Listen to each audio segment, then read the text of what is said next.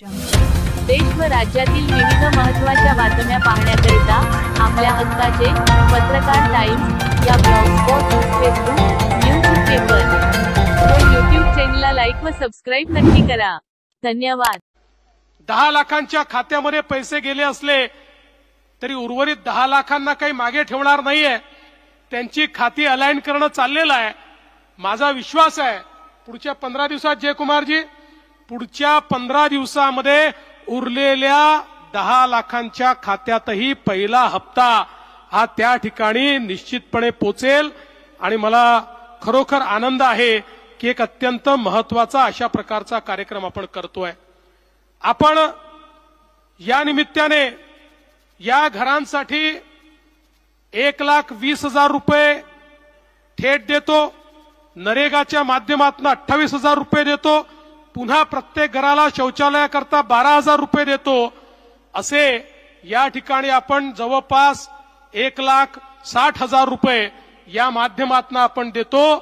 पण मध्यंतरीच्या काळामध्ये आमचे उपमुख्यमंत्री एकनाथ शिंदेजी, अजितदादा पवार, मी आणि ग्रामविकास मंत्री आम्ही एकत्रित बसलो होतो आणि आम्हाला असं वाटलं की आता याच्यामध्ये वाढ झाली पाहिजे आणि म्हणून आम्ही 50,000 रुपये अनुदानात वाढवण्याचा निर्णय घेतलेला आहे।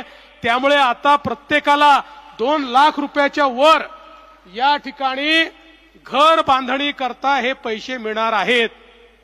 आणि यासोबत एक अजून निर्णय आम्ही केलेला आहे की तुम्हाला जसं मोफत घर मिळालं पाहिजे तसं त्या घरामध्ये मोफत वीज देखील मिळाली पाहिजे।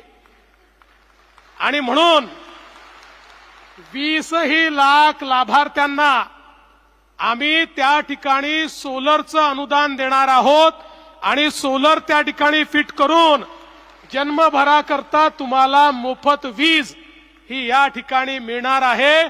कारण मोदीजींच्या ठाई केवळ समाजातला गरीब, शेतकरी, शेतमजूर, बाराबलुतेदार हा त्यांच्या पहिल्या रांगेमध्ये बसतो आणि म्हणून मोदीजींनी सांगितलं हा जो शेवटचा माणूस आहे त्याची पहिले चिंता करा, त्याला घर द्या, त्याला शौचालय द्या, त्याला या ठिकाणी मोफत वीज द्या। आणि म्हणून हा कार्यक्रम या ठिकाणी आम्ही हातामध्ये घेतलेला आहे। आपण जर विचार केला तर इतक्या मोठ्या प्रमाणात हा सगळा निधी या ठिकाणी आपल्याला मिळणार आहे आणि यासोबत आपण 13 लाख घरं, मागचे 20 लाख घरं आताचे, आणि यासोबत आपल्या ज्या वेगवेगळ्या योजना आहेत, रमाई आवास योजना, शबरी आवास योजना, पारधी आवास योजना, अटल बांधकाम कामगार योजना, अहिल्या आवास योजना, यशवंतराव चव्हाण मुक्त वसाहत आणि ओबीसी करता सुरू केलेली मोदी आवास योजना, या सगळ्या योजनांच्या अंतर्गत आपण 17 लाख घरं बांधतो आहोत।